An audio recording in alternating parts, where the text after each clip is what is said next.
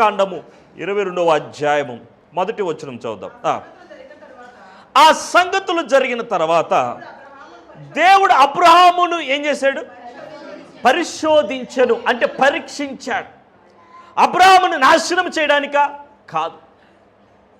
అబ్రహాము యొక్క హృదయములో నేనున్నానా లేనా, అబ్రహాము హృదయమంతా నేనున్నానా లేనా.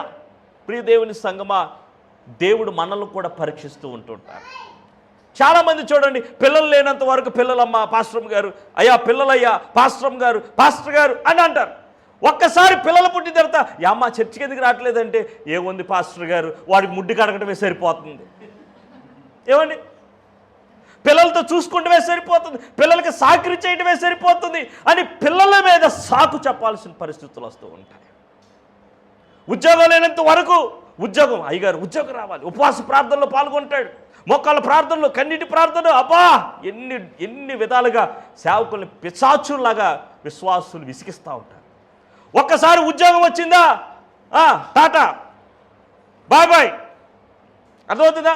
ఇక పాస్టర్ గారికి ఇక టాటా బాయ్ బాయ్లు చెప్తారు. ఇక ఏమా ఏ బాబు ఏంటి రావట్లేదండి, అయ్యగారు ఉద్యోగంలో చాలా బిజీ ఉందండి, చాలా బిజీ షెడ్యూల్ ఉందండి, చాలా వర్క్ ఉందండి, ఆడిట్ జరుగుతుందండి, ఇది జరుగుతుంది. అది మోసగాడవు నువ్వు. హల్లెలూయా. ఉద్యోగం వచ్చినప్పుడు ఒకలాగా, ఉద్యోగం రానప్పుడు ఒకలాగా, బిడ్డలు వచ్చినప్పుడు ఒకలాగా, బిడ్డలు రానప్పుడు ఒకలాగా. అంటే నీ మాటలో ఏముంది? లోపం ఉంది, నీ ప్రవర్తనలో లోపం ఉంది. దేవుడు కావాలనే కొన్ని సందర్భాల్లో ఇచ్చి పరీక్షిస్తాడు. దేవుడు కొన్ని సందర్భాల్లో ఇచ్చి పరీక్షిస్తాడు. ఇక్కడ మనం చూస్తే దేవుడు అబ్రహాముని పరీక్షిస్తున్నాడు. ఏం పరీక్షిస్తున్నాడు చూడండి. అబ్రహామా అని పిలవగా అతడు చిత్తము ప్రభువా అనెను. అప్పుడు ఆయన నీకు ఒక్కడై ఉన్న నీ కుమారుని అనగా ఏమంటున్నాడండి? నీవు ప్రేమించు ఇస్సాకును తీసుకొని ఇదిగో మోరియా దేశమునకు వెళ్ళి అక్కడ నేను నీతో చెప్పు ఆ పర్వతములలో ఒక దాని మీద దహన బలిగా నీ కుమారుని అర్పించన్నాడు.